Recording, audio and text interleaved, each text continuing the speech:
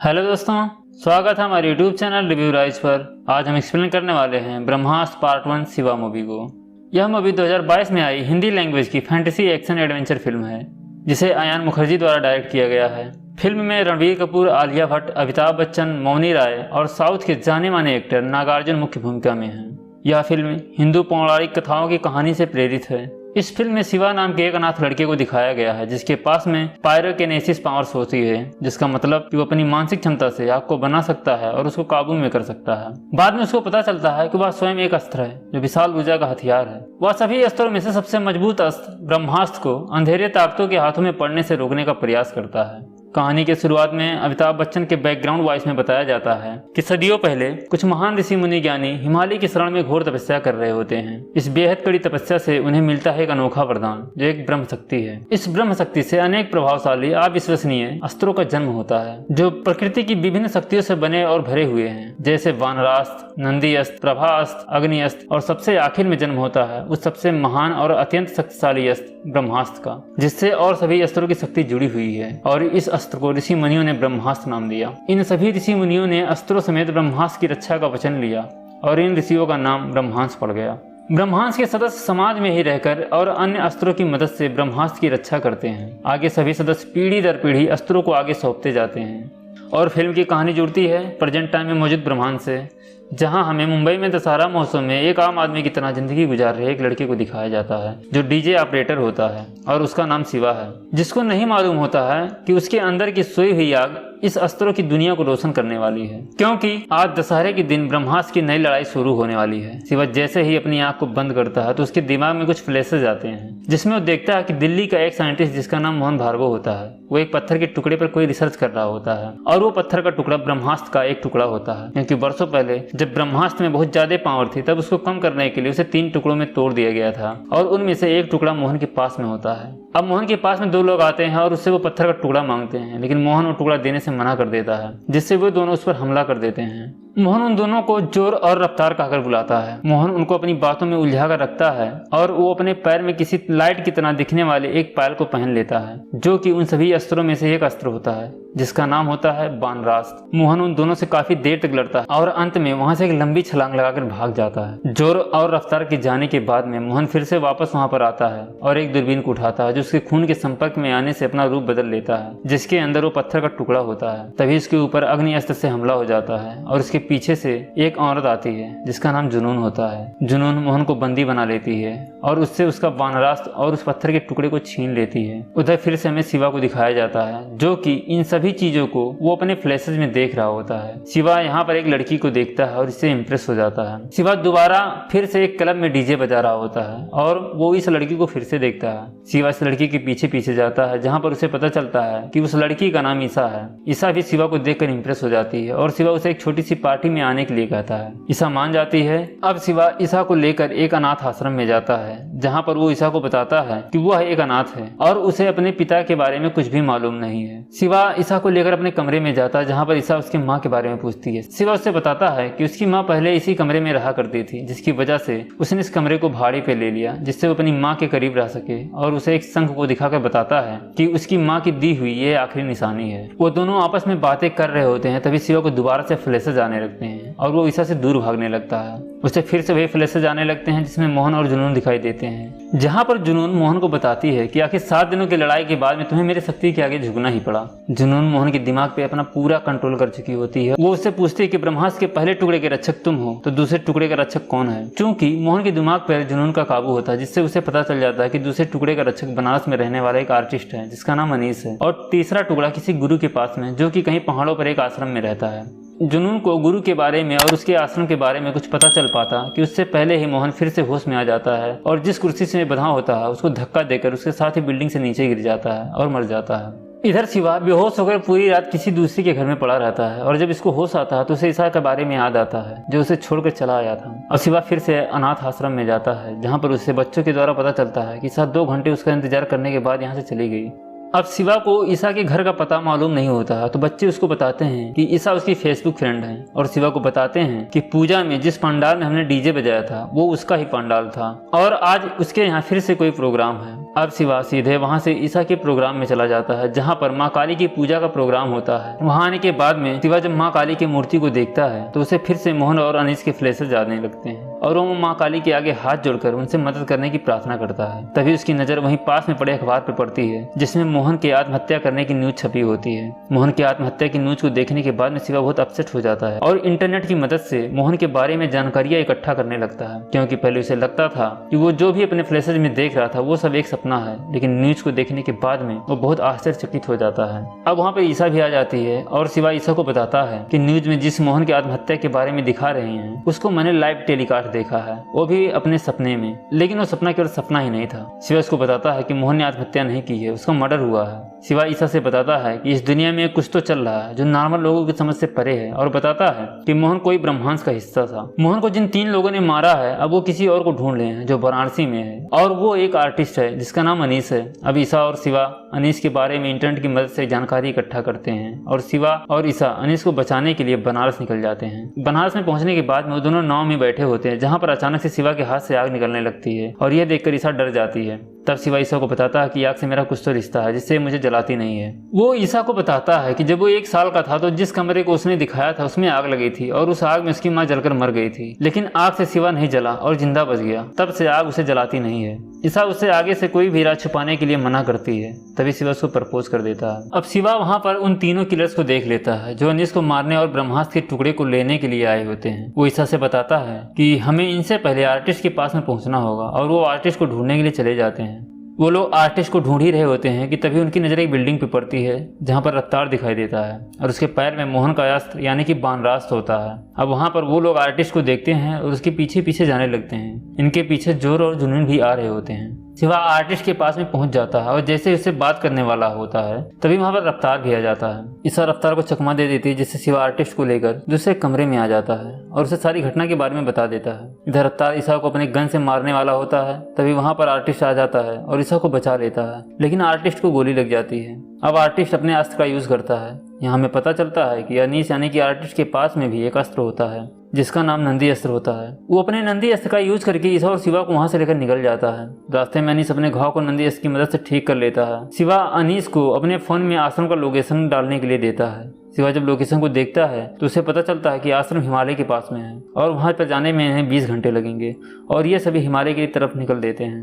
वो लोग रास्ते में एक जगह पर रुकते हैं जहाँ पर शिवा अनीस से ब्रह्मास्त्र के टुकड़े के बारे में पूछता है और बताता है कि जिन लोगों ने मोहन को मारा है वो लोग ब्रह्मास्त्र के उन्हीं टुकड़ों को तलाश कर रहे हैं। अब अनीस उन्हें ब्रह्मास्त्र के टुकड़े को दिखाता है जिसको देखकर शिवा को एक बार फिर से एक विजन आता है जहाँ पर वो एक बहुत बड़ी मूर्ति को देखता है और बताता है कि वो किलर्स हमें देख रहे हैं। और शिवा अनीस को एक ट्रक की तरफ इशारा करके बताता है कि वो लोग उसी ट्रक में हैं और इस ट्रक में जोर और जुनून को दिखाया जाता है जो इन लोगों की तरफ बढ़ रहे होते हैं। अब अनीस शिवा और ईसा को ब्रह्मास्त्र का टुकड़ा देकर उन्हें आश्रम में जाने के लिए कहता है और किलर से निपटने के लिए वहां पर खुद रुक जाता है। जोर और जुनून ट्रक से अनीस के पास में आ चुके होते हैं और अनीस अपने नंदी यश को एक्टिवेट करके उनके ट्रक पे हमला कर देता है और उनके ट्रक को पलट देता है।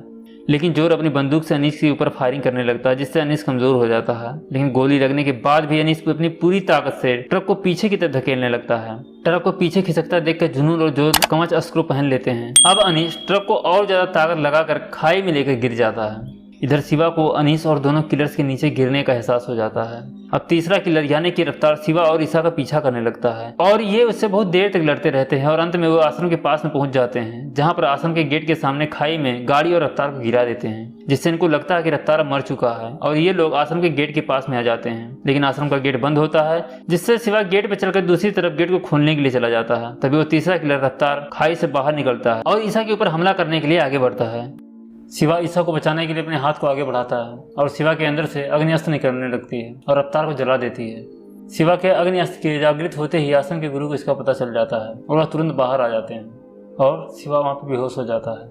अब शिवा के बेहोश होने पर उसके बचपन के सीन को दिखाया जाता है जहाँ पर शिवा एक बच्चा होता है और उसके घर में आग लगने की वजह से उसकी माँ मर जाती है और शिवा बच जाता है। अब फिर से शिवा को दिखाया जाता है जहाँ पर शिवा बेहोश होता है और उसके फ्लैशेस में जुनून दिखाई देती है जो अपने उस बड़े से मूर्ति के आगे खड़े होकर कहती है कि विभिन्न अस्त्रधारी देवों के देव हमारे एक साथी मारा गया और कहती है कि गुरु की पहचान और आश्रम का पता अभी तक नहीं चल पाया है वो उस मूर्ति के आगे ब्रह्मास्त्र के पहले टुकड़े को दिखाकर कहती है कि बाकी के टुकड़ों को ढूंढने के लिए मुझे आपकी शक्ति की जरूरत है। यानी कि जुनून ब्रह्मास्त्र के टुकड़ों को उस मूर्ति के लिए ढूंढ रही थी, जिससे वो ब्रह्मास्त्र को प्राप्त करके फिर से उस मूर्ति को पुनर्जीवित कर सके। अब उस मूर्ति से जुनून को एक शक्ति मिलती है और इधर शिवा को होश भी आ जाता है। शिवा उठकर जब आश्रम के बाहर देखता है तो वहाँ पर कई ब्रह्मांश इकट्ठा होते हैं, जिनके पास में तरह तरह की शक्तियाँ होती हैं। गुरु उन सभी ब्रह्मांशों को बताते हैं कि ब्रह्मांड संकट में है और हमारे 2 साथी मोहन और अनीस मारे जा चुके हैं। वो सभी को बताते हैं कि बानरास और नंदी यश के साथ में ब्रह्मास्त्र का एक टुकड़ा भी अब उन किलर्स के पास में है और वो बाकी के ब्रह्मांश को सतर्क रहने के लिए कहते हैं। अब आगे शिवा और ईसा को दिखाया जाता है, जहाँ पर वो लोग ब्रह्मांश के 5 नए लोगों से मिलते हैं जो आश्रम में गुरु से सीखने के लिए आए थे। अब शिवा और ईसा गुरु जी के पास में जाते हैं, जहाँ पर गुरु जी शिवा को बताते हैं कि हम ब्रह्मांड शक्तिशाली अस्त्रों की रक्षा करते हैं, लेकिन तुम तो खुद ही एक अस्त्र हो जिसका नाम अग्नि अस्त्र है। गुरु शिवा को बताते हैं अभी तुम एक चिंगारी नहीं जला सकते, लेकिन एक दिन तुम एक चिंगारी से पूरी लंका जला सकते हो, और शिवा से ब्रह्मांड का सदस्य बनने के लिए कहते हैं। गुरु जी उसको अपने प्रभास को दिखाते हैं और उसको बताते हैं तुम यहाँ रुक जाओ, जिससे तुम अपनी शक्ति को जगा पाओगे। लेकिन शिवा गुरु जी की इस प्रस्ताव को ठुकरा देता है और वहां से ईसा को लेकर जाने लगता है। तभी गुरु जी उसको बताते हैं कि ब्रह्मास्त्र की लड़ाई तुम्हारे माता पिता की लड़ाई थी, तुम्हारे माता पिता ब्रह्मास्त्र के योद्धा थे। जिसको सुनकर शिवा रुक जाता है। गुरु जी उसको बताते हैं कि तुम अगर आज यहाँ से चले गए तो तुम अपने माता पिता के बारे में कुछ भी नहीं जान पाओगे।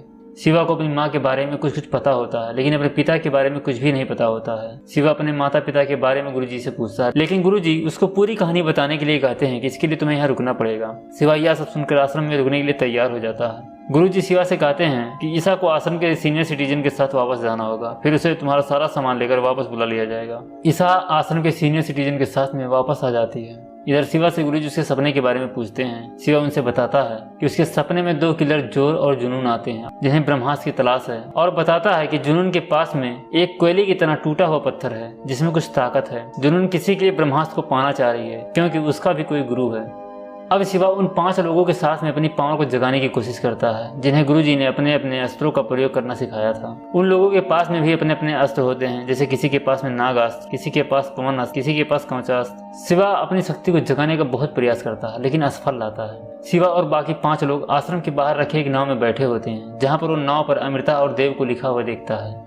अगले सीन में शिवा सो रहा होता है, जहाँ पर इसे फिर से फ्लैशेज आते हैं, और उस फ्लैशेज में वह देखता है कि जुनून उन पत्थर के टुकड़ों को गांव के कुछ लोगों को पहना देती है, जिससे वो लोग उसके बस में हो जाते हैं। वो उस फ्लैशेज में ईसा को भी देखता है, जो उसके कमरे से उसका सामान लेने के लिए गई होती है। तभी वहाँ पर जोर आ जाता है और उसके आश्रम का पता पूछता है। तभी वहाँ पर ईसा को बचाने के लिए आश्रम से ईसा के साथ में आए हुए लोग जोर पर हमला कर देते हैं, लेकिन जोर के पास में अनीस का नंदी असर होता है, जिससे उन सभी को हरा देता है और ईसा ऊपर छत से नीचे गिर जाती है। इधर शिवा यह सब देखकर उठ जाता है और भागकर उस नाव के पास में ईसा को फोन करने के लिए जाता है, क्योंकि पूरे आश्रम में केवल नाव पर ही नेटवर्क सिग्नल आता है। ईसा एकदम ठीक होती है और ये सुनकर शिवा बहुत खुश होता है और उसकी पावर अपने आप जागृत हो जाती है। अब शिवा बहुत परेशान होता है, तभी इसके पास में गुरुजी आते हैं और बताते हैं कि ईसा ठीक है, वो यहाँ पे आ रही है, और शिवा से उसके परेशान होने का कारण पूछते हैं। शिवा गुरुजी को बताता है कि जब ईसा मेरे पास होती है तभी मैं अग्नि अस्त्र बन पाता हूँ, पर मैं इसे नहीं करना चाहता, क्योंकि आग ने मेरी माँ को जला दिया था, इसलिए मुझे आग से डर लगता है और मैं अपने पावर को नहीं जगा पाता हूँ। गुरुजी यहाँ पर उसको बहुत मोटिवेट करते हैं और उससे कहते हैं कि तुम्हें अपने डर पर काबू करना होगा। यह सुनकर शिवा अग्नि अस्त्र को जागृत करता है और उसको और बेहतर बनाने के लिए काफी अभ्यास करता है। अब शिवा का अग्नि अस्त्र पर पूरा कंट्रोल हो जाता है। वो गुरुजी से अपने माता पिता के बारे में पूछ रहा होता है, तभी जुनून द्वारा बस में किया हुआ एक गांव वाला उसकी तरफ आता है और आश्रम का पता पूछता है, जिसके गले में जुनून का पहनाया हुआ काला पत्थर होता है, जिसमें अग्नि अस्त्र की परछाई होती है। यह सब देख कर गुरुजी आसपास के इलाकों में और भी इस तरह के लोगों को ढूंढने के लिए जाते हैं और शिवा उसे बताते हैं कि 30 साल पहले जब मैं ब्रह्मांस का शिष्य था, तब ब्रह्मांस का मठ समुद्र की द्वीप के बीच में था। तब ब्रह्मास्त्र टुकड़ों में नहीं था, वो पूरा था। उससे बताते हैं कि मेरे साथ देव नाम का एक योद्धा था, जिसका सभी अस्त्रों पर नियंत्रण था, लेकिन वो अग्नि अस्त्र का उस्ताद था, जिसके कारण उसे अग्निदेव कहा जाता था। देव ने ब्रह्मास्त्र को पाने के लिए सभी मुख्य सदस्यों को हराया और ब्रह्मास्त्र का नियम तोड़ा, क्योंकि वो ब्रह्मदेव बनना चाहता था। उसने इस युग में पहली बार ब्रह्मास्त्र को जगाया और उसके लिए वो पूरी दुनिया को खत्म भी कर सकता था, लेकिन उसको रोकने के लिए ब्रह्मास्त्र के एक योद्धा ने देव से ब्रह्मास्त्र के लिए आखिरी लड़ाई लड़ी, जिस योद्धा का नाम अमृता था, और ब्रह्मास्त्र को 3 टुकड़ों में तोड़कर देव की आग का भी विनाश कर दिया। जिस द्वीप पर यह लड़ाई हुई उस द्वीप को समुद्र ने निगल लिया। गुरुजी सबको बताते हैं कि जो नाव आश्रम में रखी हुई है उसी नाव पर हमें ब्रह्मास्त्र के 2 टुकड़े मिले, लेकिन तीसरा टुकड़ा कहीं खो गया। ब्रह्मास्त्र की लड़ाई से पहले देव और अमृता एक दूसरे से प्यार करते थे और इस समय अमृता देव के बच्चे की माँ बनने वाली थी। गुरुजी शिवा से बताते बताते हैं कि जो अग्नि देव के पास में थी वही अग्नि मैंने तुम्हारे पास में देखी है। वो बताते हैं कि हो सकता है उस लड़ाई में अमृता बच गई हो और उस बच्चे को जन्म दिया हो और वो बच्चा तुम हो।